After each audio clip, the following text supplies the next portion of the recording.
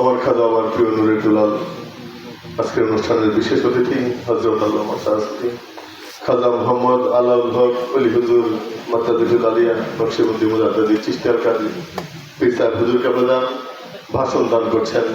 নারায়ে তাকবীর, নারায়ে রিসালাত, নারায়ে হায়দারি, পীরে বেমসাল শম্ভুগঞ্জি জিন্দাবাদ, পীর শ্রেষ্ঠ শাহ এনায়েতপুরী জিন্দাবাদ, সাজ্জাদে খাজেগান সুজা হুজুর জিন্দাবাদ, মুরিদের দরদি ওলি হুজুর আওলাদে মুর্শিদ এনায়েতপুরী জিন্দাবাদ, জিন্দাবাদ। নারায়ে রিসালাত। বিসমিল্লাহির রহমানির রহিম। আমি আপনারা বলবেন, আমি আপনাদেরকে দাঁড়ায় সালাম দেব, কারণ এখানে এনায়েতপুর হুজুরের একজন সাহিত্য আছেন আমার তো বুঝলাম, ওনাকে আমি সালাম জানাবো। আমি দাঁড়িয়ে সালাম দেবো, আপনারা বলবেন।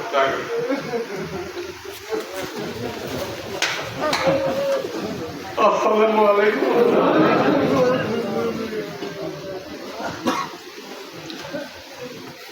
বসেন, আপনারা বসেন।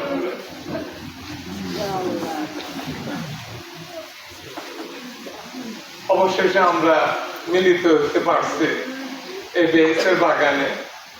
আমি গত রাতে এইরকমই সময় প্রায় 2টার সময় আমি লাল রুটিতে নিচে একটা কাজে ব্যস্ত ছিলাম। আমি তখন সিদ্ধান্ত নিচ্ছি যে আমি আসবো না। আমি কয়েকবার সেলিম রেজা আমাকে ফোন করছে, আমি ধরি নাই ইচ্ছা করে, কারণ ওকে না বলার শক্তি আমার নাই।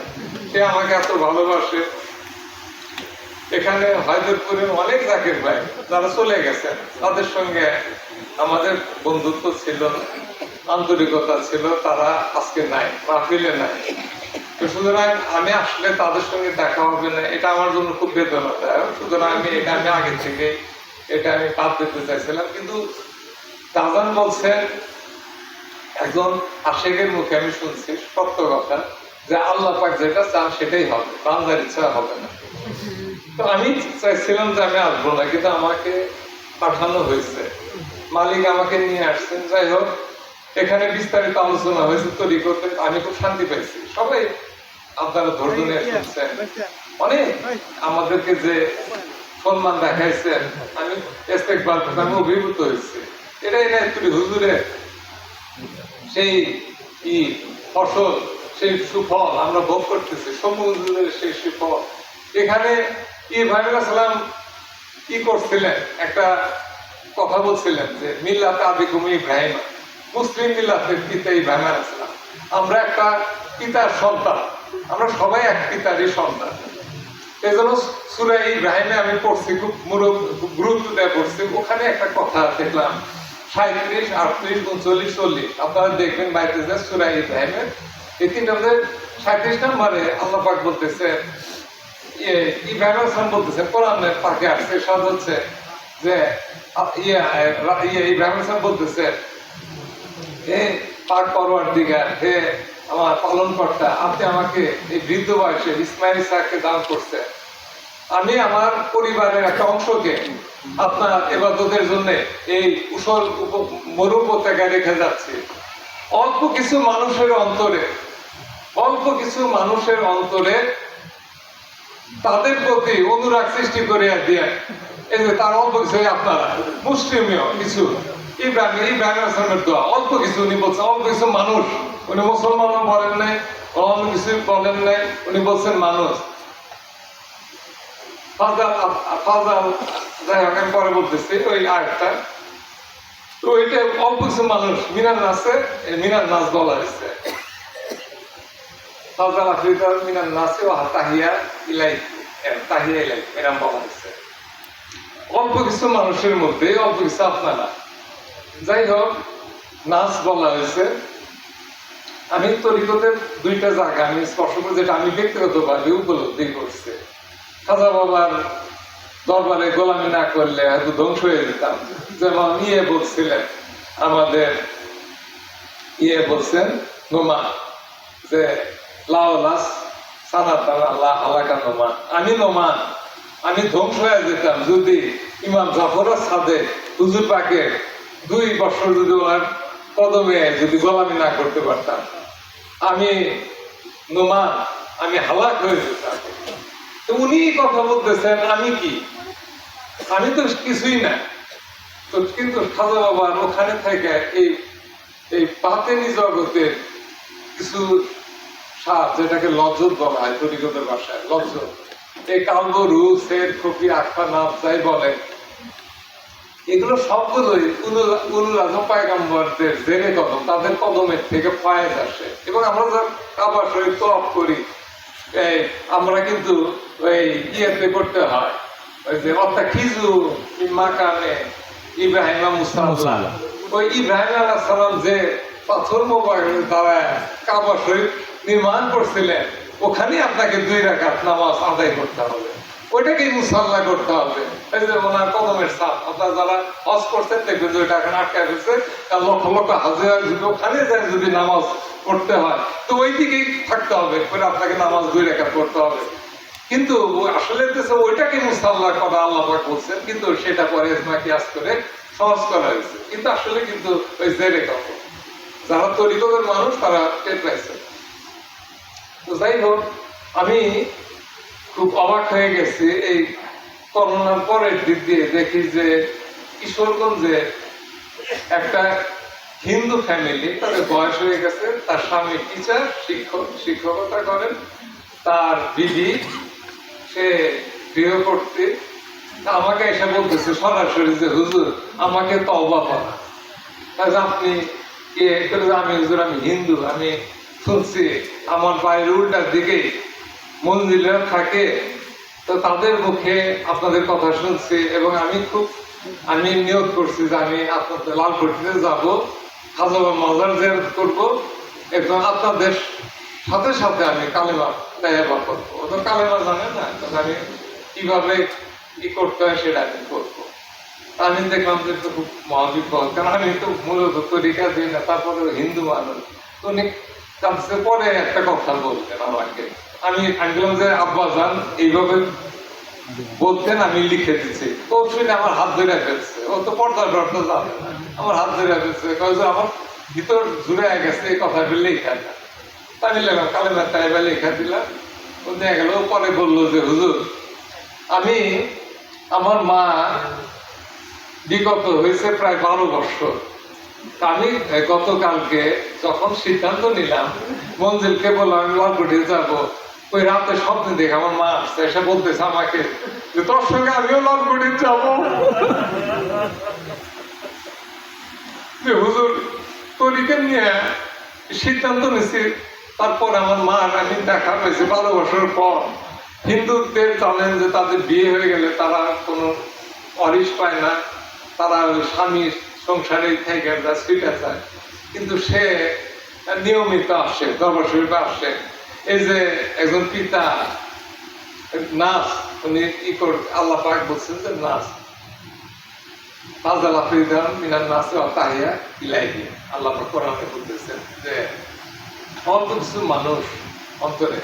আমি হিজরতের 300 বছর পরে বাগদাদে একজন ওলি আল্লাহ, ওনার কথা আমি আলোচনা করবো। এখন তারপর ওনার থেকে ফয়েজ পেতেছি, ওনার নাম হচ্ছে ফাজাল বিন আয়াজ, আপনার হয়তো নাম শোনেন না ওনার।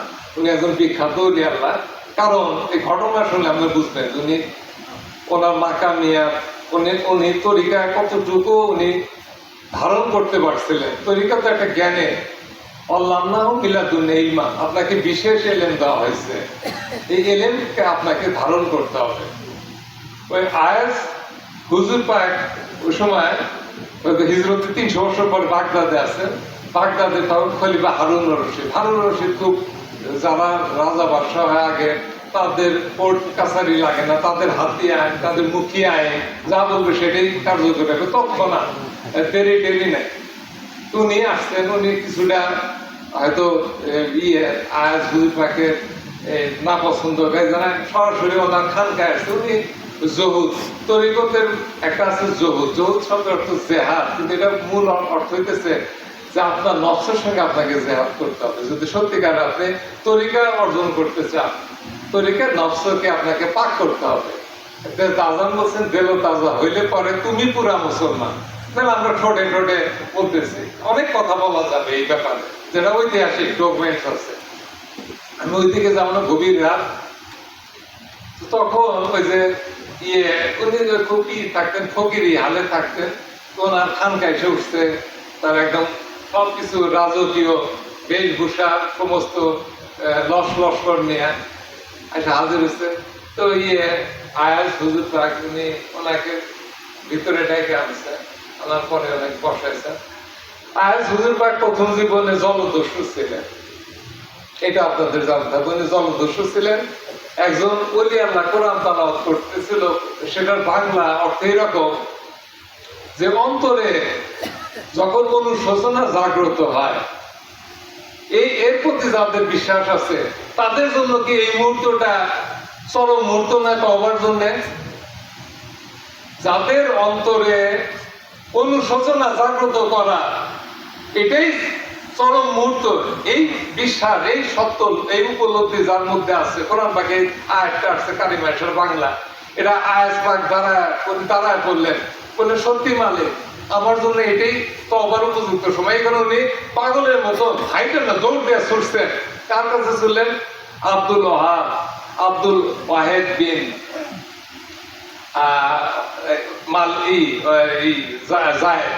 আব্দুল ওয়াহেদ বিন জায়েদ ওনার দরবারে হাজির হইলেন। বললেন যে হুজুর আমি পাপী, আমি নফসের উপর জুলুম করছি, আমাকে পাক করেন। উনি তওবা করাইলেন, তরিকায় দামন দিয়ে দিলেন। তারপরে উনি ওলি আল্লাহ মাকামিয়াত পায়ে গেলেন। উনি খানকায় বসে আছেন। হারুন রশিদ যে হাজির এসে বলতেছেন যে আপনার সেতু কি ত্যাগী লোক আপনি দেখছেন? হারুন রশিদ আয়াজ হুজুর পাকে প্রশ্ন করতেছে যে আপনার সেতু ত্যাগী লোক আপনি দেখছেন? তো উনি বলতেছেন যে হে খলিফা, আমি সামান্য একটা পৃথিবীকে ত্যাগ করছি যেটা ধ্বংস অনিবার্য, কিন্তু আমি বিস্মিত হয়ে যাচ্ছি আপনি এমন এক দুনিয়া থেকে, এমন এক জগৎ থেকে নিজেকে ক্রমশ সরাই নিতেছেন যে জগৎ কখনোই ধ্বংস হবার নয়। তখন হারুন রশিদ টের পেয়ে গেছে উনি কি বলতেছে।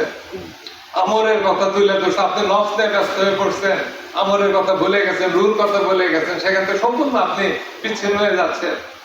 তখন হারুন রশিদের টনক নড়ে গেছে। এই যে তরিকা নিলে আপনার মধ্যে জ্ঞান আসবে, তরিকা নিলে আপনার মধ্যে সৎ সাহস আসবে, তরিকা নিলে আপনার মধ্যে বুদ্ধি আসবে, তরিকা নিলে আপনার মধ্যে আদব আসবে।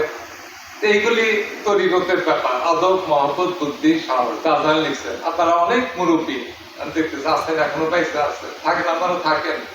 আপনারা খাজা বাবার নিশান ধরে আছেন, আপনারা থাকেন।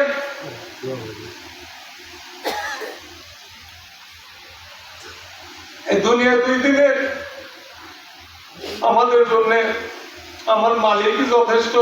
এই বিশ্বাস রাখবেন, বিশ্বাস রাখবেন।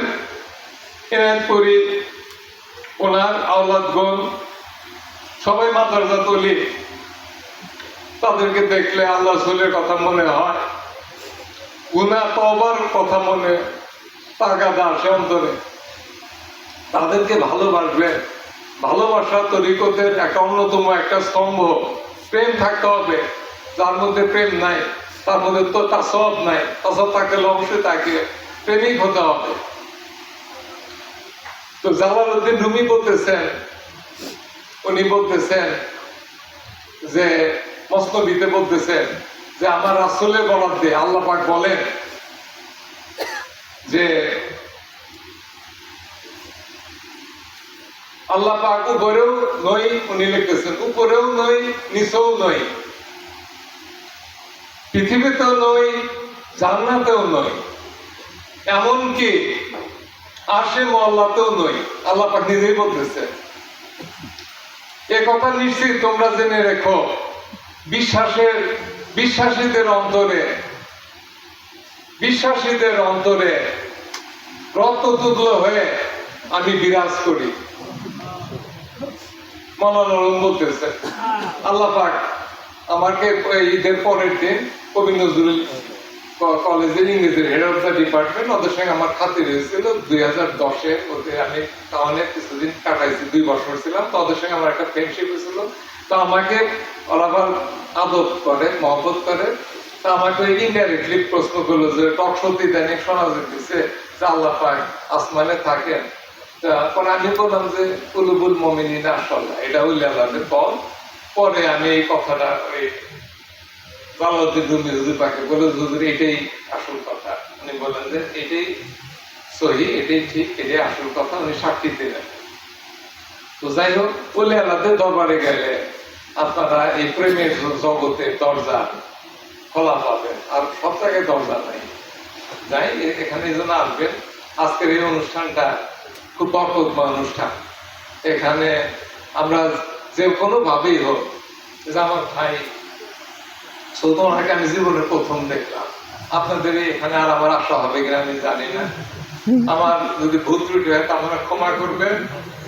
আপনার এনায়তপুর সম্বন্ধে রুহানি আওলাদ, কেউ জেসমানি আওলাদ আছেন, আমি সবার কাছে করজোড়ে আমি ক্ষমা চাই। আপনারা মাফ করবেন। আপনারা আমাদের আবুল হাসান খেরকানি হুজুর পাকের একটা কথা আমার মনে পড়তেছে। উনি 3টা উপদেশ দিচ্ছিলেন। ওনারা বলছিলেন, উনি বলছেন যে শরীয়ত হয়, বিঘ্ন হয় এমন কাজ যেন তোমার দ্বারা না সংঘটিত হয়। আরেকটা হইতেছে তুমি 5 ওয়াক্ত নামাজ জামাতে আদায় করবা, এটা আমাদের ঊর্ধ্বতন ওলি আল্লাহ উনি বলে গেছেন। আরেকটা কথা বলছেন, উনি বলছেন যে আল্লাহর সৃষ্টির প্রতি দয়া পরবশ হইল, সুতরাং নিষ্ঠুর হওয়া যাবে না, আমাদের দয়া পরবশ হতে হবে। এটা ওনার কথা, ওনার পাক জবানের কথা আমি আপনাদেরকে বলে গেলাম। এগুলো আপনারা প্রাণপণ চেষ্টা করবেন করতে। এর মধ্যে আছে দুনিয়া আখেরাত, শুধু আখেরাত না, দুনিয়া আখেরাত দুইটাই আছে, এগুলো করবেন। আরেকটা কথা, আমাদের নকশবন্দিয়া তরিকার যিনি অনেকগুলো প্রিন্সিপলস, 7টা প্রিন্সিপল নকশবন্দিয়া মুজাদ্দেদের তরিকা, কিন্তু আমাদের মুজাদ্দেদ হুজুর পাকের পিসানি তো নকশবন্দিয়াতে ছিলেন, আমাদের বাকিবিল্লাহ হুজুর পাক, বাকিবিল্লাহ হুজুর পাক নকশবন্দিয়া তরিকা, তো ওনার উপর আল্লাহ হুকুম করলেন মুজাদ্দেদের তরিকা উনি শুরু করলেন। কিন্তু আসলে তো আমরা নকশবন্দিয়া তরিকার ইগুলোই আমরা আমাদের জানতে হয়। ওখানে আমাদের 7টা জিনিস, সেজন্য আমি বলতেছি ছোট ছেলে পেলে আছে ওদের জন্য বলতেছে, আপনারা জানেন, ওরা জানেন, ওদের জন্য এই কথাগুলো বলতেছে। ওখানে কোথায় বলা হয়েছে হুর দর্দম, কত সুন্দর কথা। হুর দর্দম, তুমি প্রত্যেক দমে দমে আল্লাহকে স্মরণ করো। কোরআনে একই কথা বলা হয়েছে যে দায়নি সালাত, তুমি দায়নি সালাত করো, দণ্ডায়মান থাকো দায়নি সালাতে। আল্লাহ জিনা তিলাওয়া, আল্লাহ জিনা হুমালা সলাতিম দায়মুন, আল্লাহ জিনা হুমালা সলাতিম দায়মুন। তোমরা দায়নি সালাতে দণ্ডায়মান হও, এটা মানে হুশ দণ্ড, এটা সম্ভব না ওইলে আল্লাহ ছাড়া। কারণ দয়ানবী যদি ঘুমাইছেন, এসা করে ঘুমায় পড়ছেন, ঘুমায় উঠে উনি বিধি শুরু করলেন। বিধির নামাজ শেষ করার সঙ্গে সঙ্গে মা এসে তাকে প্রশ্ন করলেন যে আপনি তো উজু করলেন না, এটা সহি হাদিস। তখন রাসূল সাল্লাল্লাহু আলাইহি ওয়াসাল্লাম প্রশ্ন, সে উত্তর দেওয়া, সে রাসূল সাল্লাল্লাহু বলতেছেন যে আমার চর্মচক্ষু ঘুমায় কিন্তু তেলের চোখ ঘুমায় না, সহি হাদিস, তেলের চোখ ঘুমায় না। তো সুতরাং আমাদের তরিকতের এই যে হুশ দর্দম, নজর বরকদম, আপনার মুর্শিদ, আপনার রাসূল যে পথে হাঁটছেন, এটা ওনার খুসুসিয়ত, ওইগুলো আমাদেরকে পালন করতে হবে। সফরটা নটা, এক জায়গায় বসে থাকলো, আমরা কালবুল রুস হেড কপি আখানা সব জায়গায় দৌড় পাড়তেছি, কালেমার জেকেট নিয়ে, অনেক ধরনের জেকেট নিয়ে আমরা দৌড় পাড়তেছি, আয়াতের মোরাকাবা করতে হচ্ছে আমাদেরকে, এগুলো করতে হয়, আমাদেরকে করতে হয়। খোলোয়ার তার আঞ্জুমান, খালি আল্লাহ আল্লাহ করবা না, আল্লাহর কাছে কিছু চাও, তুমি আল্লাহর কাছে কিছু চাও। আল্লাহ পাক, আমি একদম প্রথম আসমানে আসছে, তোমরা কিছু চাও আমার কাছে।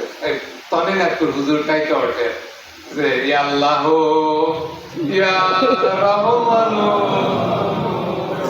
ইয়া রহিম ফরদ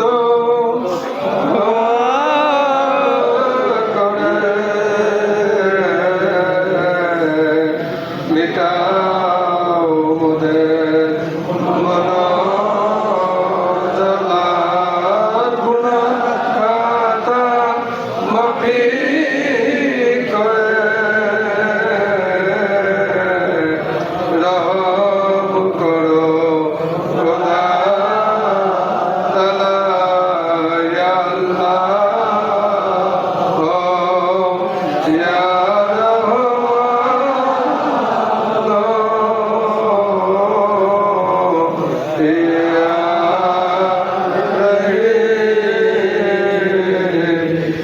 রহমতাল লিল আলামিন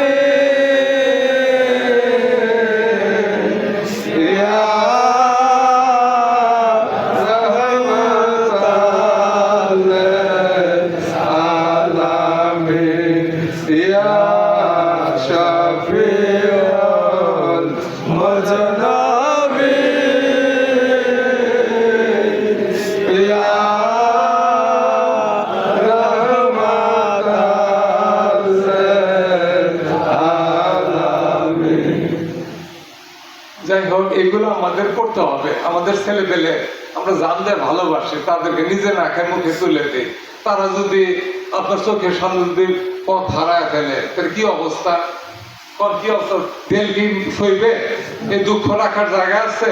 এই জন্য তরিকার শিক্ষা দিতে হবে। একমাত্র তরিকায় আমাদেরকে শয়তানি ধোঁকা থেকে, যত কিছু ধোঁকা আছে দুনিয়ায়, সব কিছু থেকে আপনাকে, আপনার পরিবার বর্গকে, আপনার মহল্লাকে, আপনার দেশকে, সমাজকে, বিশ্বকে বাঁচায় দিতে পারে যদি আপনি যদি সত্যিকার ভাবে তরিকার মধ্যে যদি দাখিল হতে পারেন। তো সুতরাং আমি এটাই আপনাদের কাছে রাত অনেক হয়েছে, আমি আহ্বান করতেছি, যেখানে তরিকতে সত্যিকারের নূর পাবেন, প্রকাশ পায়, সেখানে আপনার বসে পড়বেন। আপনার অন্তরে অন্ধকার দূর করতে হবে। কারণ আমাদের এই একটা জীবন, এই জীবনটাকে হেলা ফেলা করা যাবে না, এটাকে আমাদের কাজে লাগাতে হবে যেন আল্লাহ পাক খুশি হন। আমার পীর কাল কিয়ামতে খুশি হবেন আপনাদের মুখ দেখে, কারণ আপনাদের মুখে থাকবে, মুখমণ্ডল থাকবে নূর, নূরে মোহাম্মদই থাকবে। তো সুতরাং আমাদের তরিকতের পথে থাকতে হবে। মরাদম পর্যন্ত এই দামন আমরা পাইছি, এটা আমরা ছাড়বো না। আর যারা এই ইন্তজাম করে আঞ্জাম করছেন, তাদেরকে সবাইকে আমি দোয়া করি যে আল্লাহ পাক বদলা দেবেন, যা উত্তম যা আল্লাহ পাক দান করবেন দুনিয়া আখিরাতে। যাই হোক, আপনারা দোয়া করবেন আমাদের জন্য। আমরা দীর্ঘ 1 মাস সাধনা করতে পারছি। এই রমজান শরীফের একটা নাম হইতেছে শাহরুল বাসা। আমি অস্বাভাবিক বললাম যে ঠিক আছে, ঠিক আছে, তো আলে এটা হলো দৃষ্টিদানের মাস। মেজুজুর এই কথা আমার কাছে হাদিসটা পড়ছি, আমি দৃষ্টি শুনছি, দৃষ্টিদানের রমজান শরীফ আমরা রোজা করতে পারছি। আমাদের অনেক কিছু বাতিনি নজর আমাদের আসছে, আমাদের দিলে বাতিনি নজর আসছে, এটা সত্য কথা বললাম। সুতরাং এই তরিকার মধ্যে, এই ধর্মের মধ্যে এত কিছু বাতিনি দিক রয়ে গেছে, যেখানে যদি আমরা যদি কি করে উদাসীন থাকি, তাহলে নিজের প্রতি চরম জুলুম করা হলো। নিজের প্রতি চরম জুলুম করা হবে, এটার মাসুল আমি জানি, এটার মাসুল কি হবে আমি জানি না। তো যাই হোক, আপনারা সবাই তরিকার পথে থাকবেন, ছেলেবেলেদেরকে তরিকার শিক্ষা দেবেন, নিয়ে যাবেন। যে যাই বলুন, আমাদের ছেলেপেলে, আমাদের ইমান, আমাদের সন্তান, তাদেরকে আমাদেরকে আল্লাহ রাসূলের পথে রাখতে হবে। এটা হলো আমার শেষ কথা, চূড়ান্ত কথা। ওমায় আল্লাহ ইন্নাল বারাক। আসসালামু আলাইকুম। খাতুনে জান্নাত এই বইটা আপনারা দেখেন, এই বইটা আপনারা কিনবেন। এটা প্রথম আমার দাদি জানের লেখা একটা বই, গলেনুর ওনার লেখা বই। এই বইটা 1952 সনে প্রথম প্রকাশিত হয়। সেটা এই কিছুদিন আগে, কয়েক মাস আগে গদিনিশিন হুজুর খুব অস্থির হয়ে গেলেন যে খাতুনে জান্নাত। তো প্রবাদ ভাই দরবার শরীফ সে আবার খুব পরে হাদিস কোরআন ব্যাপক পরে বই টই লেখে। তো উনি ওনার কাছে যে তালাশ করলেন যে আপনার কাছে কি খাতুনে জান্নাত আছে? উনি বললেন যে হুজুর এটা তো খুঁজে টুজে, বলেন যে নাই, থাকার কথা নাই, নাই নাই নাই লালকুটি তো আমরা খুঁজে টুজে খাতুনে জান্নাত নাই। উনি খুব পেরেশানির মধ্যে পড়ে গেলেন। এই কিছুদিন আগের কথা। পেরেশানির পরে এটা আমাদের এই 3 জনের মধ্যে সীমাবদ্ধ। গদিন শুধু আমাকে বলছেন, আবার গদিন শুধু প্রবাদ ভাই বলছে, 3 জনের মধ্যে উনি বইটা খুঁজতেছেন, তালাশ করতেছেন। এই বইটা খাতুনের জান্নাত উনি তালাশ করতেছেন, পাওয়া যাইতেছে না। তো তখন একদিন ওই একটা রাতে একটা জাকের বোন তার ঘর থেকে, তারপর সে অনেক পরিবার থাকে, যারা লালকুটিতে গেছেন দেখেন অনেক পরিবার আছে থাকে। তো তার এই জাকের ভাই বহুত মুড়ি, ও লেখাপড়া জানেন, ওই বই নিয়ে আছে। যদি এইটা বই কি ওটা এদিকটা তেলা পোকা খাইছে, খাইছে অনেক পুরান। সেই পাকিস্তান আমার গোড়া থেকে 48-এ পাকিস্তান হয়। তারা দাড়ি পাকছে যাতে তারা জানে, তারা কাঁচা চুল তারা জানে না, যাতে পাকা দাড়ি তারা জানেন। স্বাধীনতার আগে দেশ বিভাজন সেটা জানেন। তো যাই হোক, তো অনেক আগে আমার দাদি পীর মায়ের বইটা লিখছিলেন। তো ওই বইটা নিয়ে ওনার কাছে হাজির, হুজুর এই বইটা না, তুমি এত খুশি হলেন, বইটা মাথায় মাথায় বুকে নিলেন, নিয়ে তাকে 500 টাকা নোট দিলেন, হাদিয়া দিলেন, খুশি হয়ে দিলেন। এই বইটা আপনারা পড়বেন। আমার দাদি জানেন অনেক কথা, ওর মধ্যে দাদানের একটা গজল আছে, গজলটা আমি পড়ি, আপনারা দেখেন আমি রাস্তায় চেপেছেন যে গজলটা পড়বো না, আমার তো সুর নাই, এরা সব সুর নাই, তাও বেসুরের গাই, এরা তো হুজুরের গজল, ছোট্ট একটা গজল গাই, কবিরা।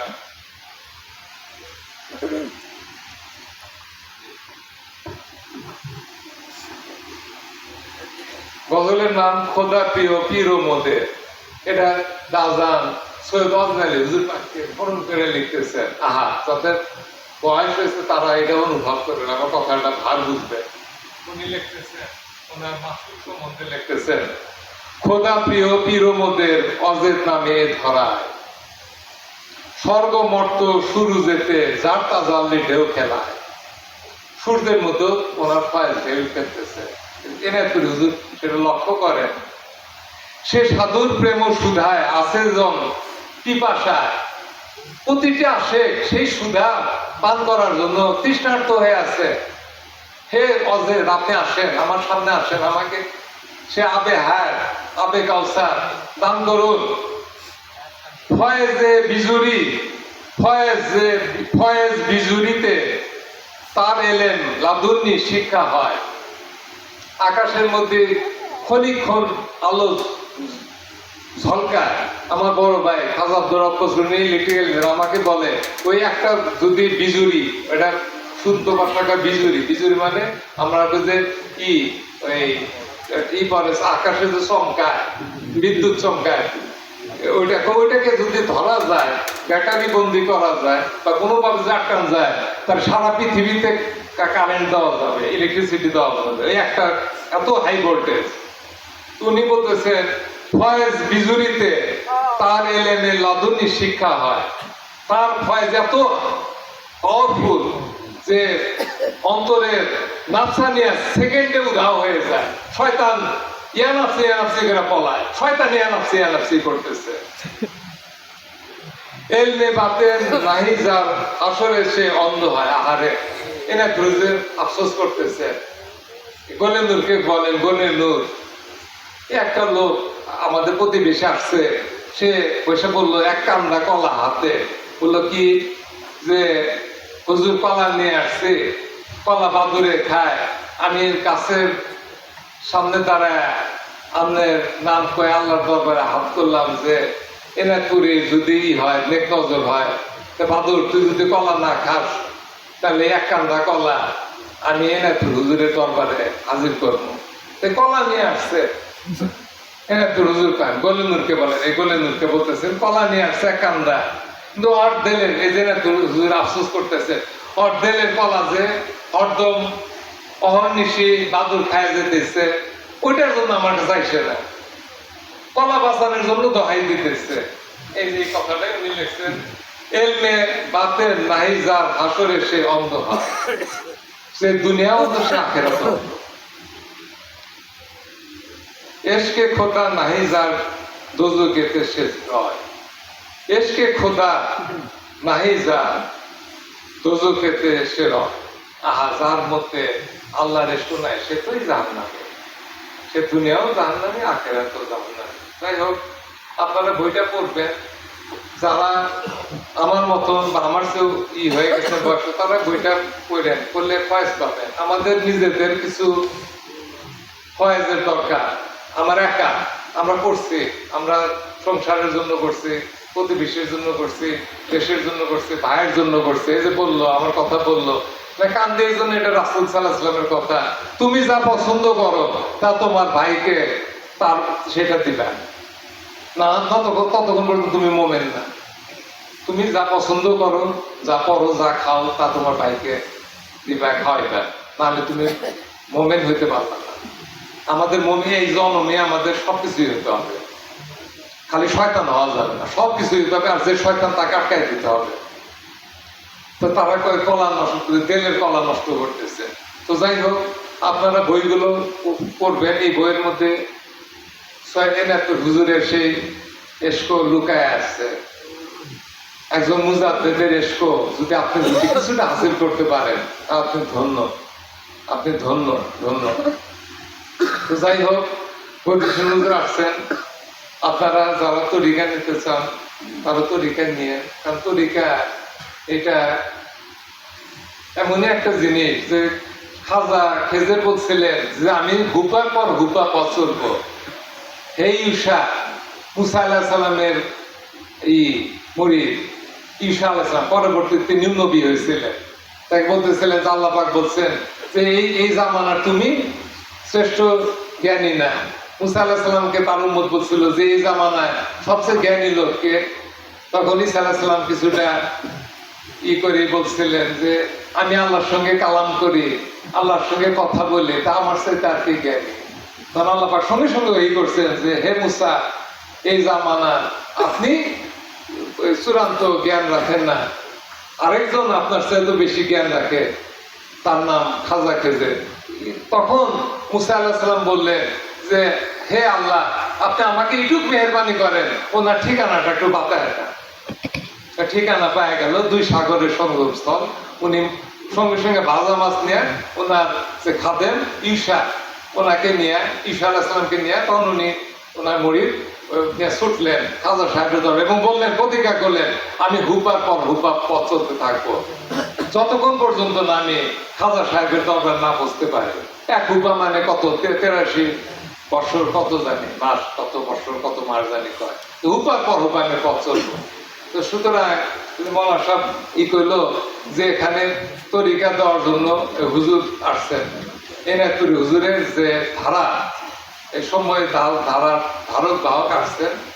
এখন আপনাদের দায়িত্ব হইতেছে যে তরিকতের যে সকল নিয়ম সলুকগুলো আছে সেগুলি শিক্ষা নাও। এটাই হলো আমি আপনাদের প্রতি আমার অনুরোধ থাকলো, আপনাদের প্রতি আমার আহ্বান থাকলো, আমার প্রতি আপনাদের এই আমার থাকলো, কাকুতি থাকলো যে আপনারা এইটাই করবেন না, অবহেলা করবেন না। কারণ আমাদের সবাইকে ফিরতে হবে। আমাদের এই পৃথিবী এটা আমাদের এটা হইতেছে আপনার, এটা হইতেছে মালি আলি দুনিয়া, মালি আর 2 দিনের, এটা মুসাফির খানা, এখানে থাকা যাবে না। এই শিশু, আমিও শিশু ছিলাম, মায়ের পেটে ছিলাম, আমরা সবাই মায়ের পেটে ছিলাম। এখন কবরে যাওয়ার জন্য দিনে দিনে দিন গুনতেছে। তো যাই হোক, আপনারা ভালো থাকেন, দোয়া করেন। আসসালামু আলাইকুম।